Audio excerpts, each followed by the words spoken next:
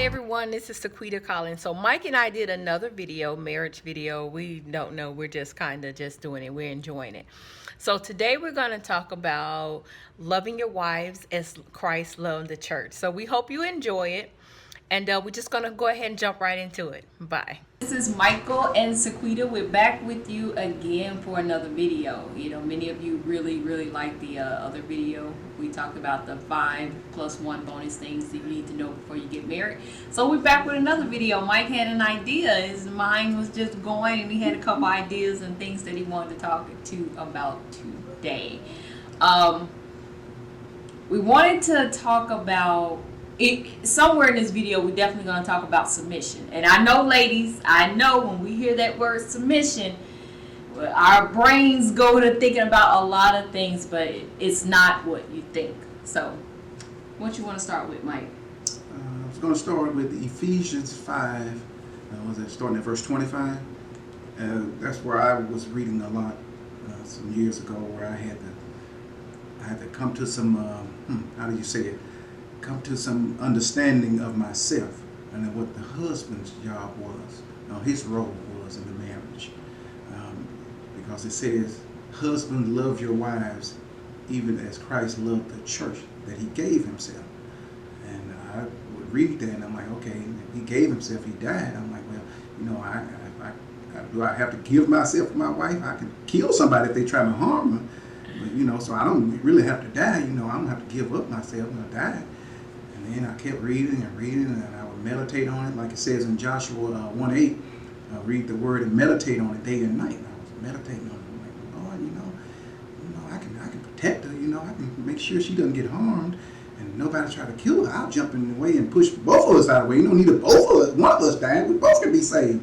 And then I started thinking about it. Okay, Lord, I'm willing to lay down my life for my wife. And then I came to the realization, yes, okay, I would die for her, lay down my life. But then I realized it wasn't a physical death. It was more or less of a, I don't know the word for it, emotional death, or what would I be willing to lay down so that my wife could live and blossom and bloom to the best wife she could be? Would I be able to lay down my negative attitude, anger, getting mad over stuff that was so important that I couldn't remember I can't even remember what it was I was mad about now, if you ask me. And to be able to willing to lay down those type of things and start doing a better job as a husband to make sure she's able to bloom, to blossom, to be able to be the best wife she could be.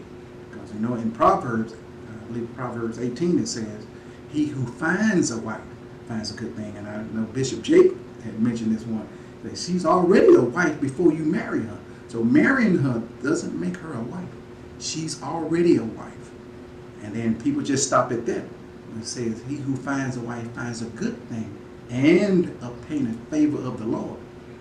Okay, so it ain't just you finding a good thing, you getting favor from the Lord. But you also got to treat your wife right. You got to be willing to lay down your selfishness, your attitudes, to help her blossom and bloom. And it also says in Ephesians 5:25 on down, it says, a husband love his wife like he loves his own flesh. So if you're mistreating your wife, you might have to go back and re-examine, how do you love yourself? Do you love yourself? Are you loving yourself in the best ability? Because if you love yourself, you're going to love your wife, because y'all have become one flesh. So you're going to love that part of your flesh as well. Not just the part, your part, but her part. You're going to love her and want best for her at all times. It's just, right now, I think that's all I got to say on the subject. I would just say, okay, in the Bible it says life and death are in the power of the tongue. Are you speaking life over your wife? Are you steady speaking death? Oh, Lord, she ain't doing this. Are you telling all your friends how bad she is? Oh, she ain't this, and she ain't doing this, and she ain't doing that. Oh, and I'm the head of the house, and she ain't doing nothing. If you're the head of the house, you're going to have to give of yourself.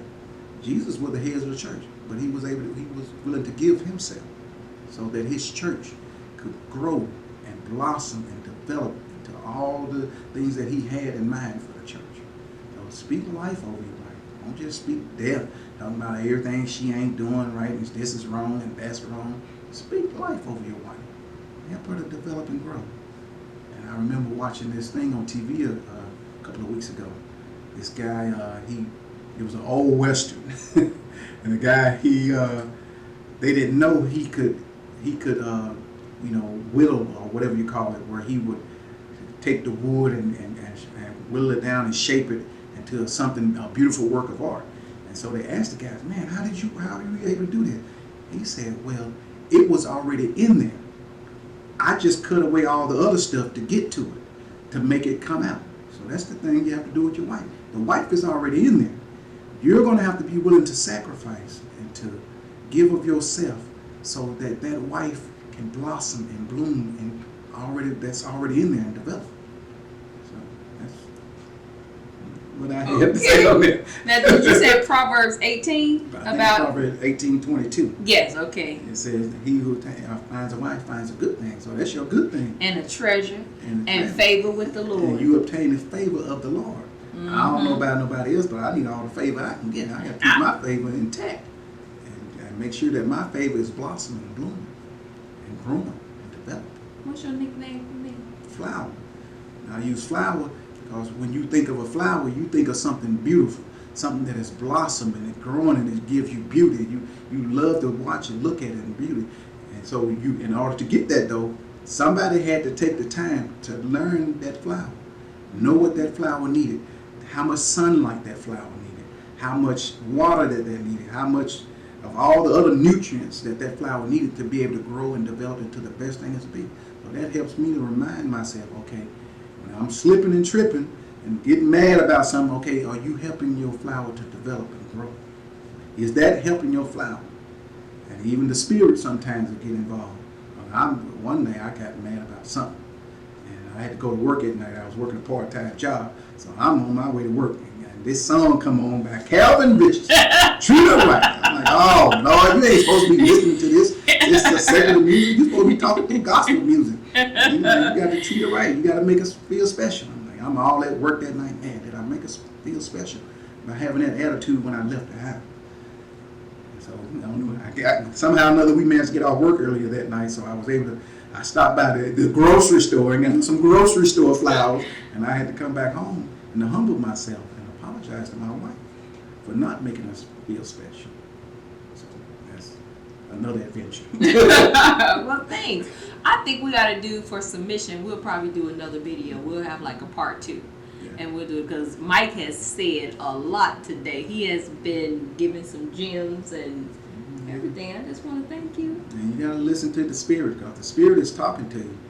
And you just got to be able to listen to it and be able to, okay, if He's telling you got to let something go, you got to let it go. You got to cut something off. You got to die to something. Let it go so your wife can develop and grow and be happy. And for ladies, that's the kind of man you would want to submit to, a man that is going to submit to the Lord. Because it's part 2. We'll talk about that in part 2. Well, we just want to thank you for coming on, and thank you, babe. Michael, thank you. All right. We'll see you guys next time. Bye.